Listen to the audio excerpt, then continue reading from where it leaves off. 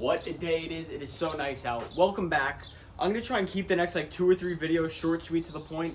It's getting a little bit too repetitive, and for what I'm going to do today, I'm just going to try and time-lapse the whole thing and just at least fill you in with the areas that I think that if you were to try and replicate this process, you'd be able to. So let me show you what we're going to do today.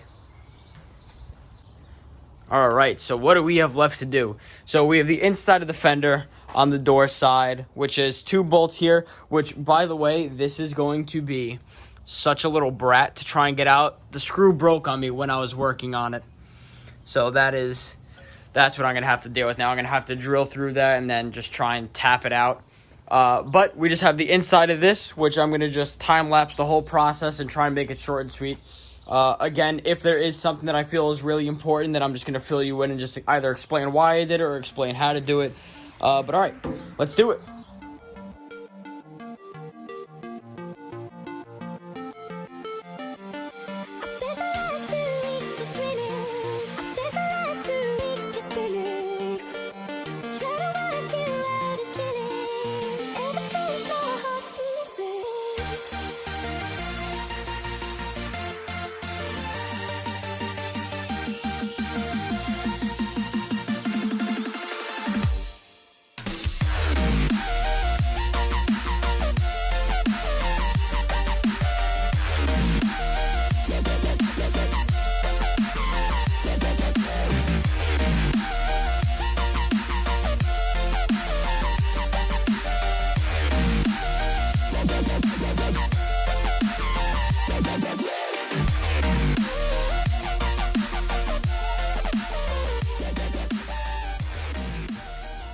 All right, so first part done successfully.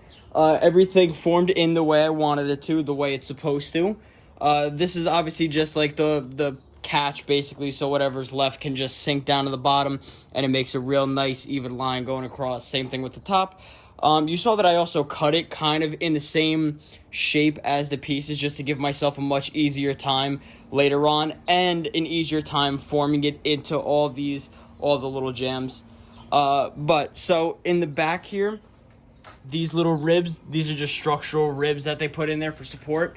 I put in just horizontal and diagonal pieces in between those ribs to give it as much support as possible so that later on, because the very next step is, number one, popping that thing out of the mold. But the last step before we can really get the fender like on the car as a complete piece is we're going to take this piece that is now popped out of the mold, cleaned up, sanded down, and we're going to take this and form it to this. So this is now going to become one piece. And that's exciting, because then this thing gets flipped over. We could take some of the fiberglass, put that on the inside, and then I can sand down the outside, and then we're going to start the carbon. All right, so this is later that night. Everything is cured and hardened up, so we're going to pop this thing out.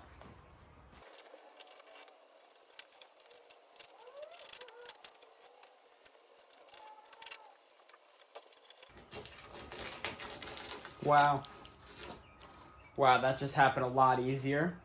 That was probably the easiest part we have done.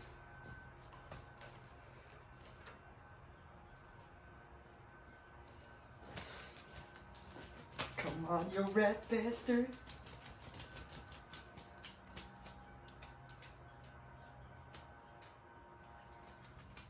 I give up.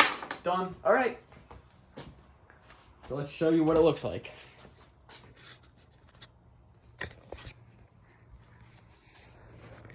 All right, so this is our finalized piece.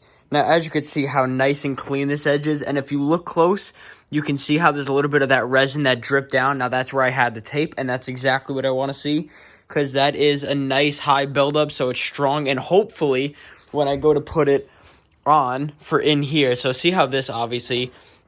Hold on, let me change that. So see how this is obviously in right here? So that's the problem solver. That's what this piece is for. So that is going to bolt now into both the insides, but it's going to get fiberglass right onto here. So it's going to allow this to not sit that far in like that.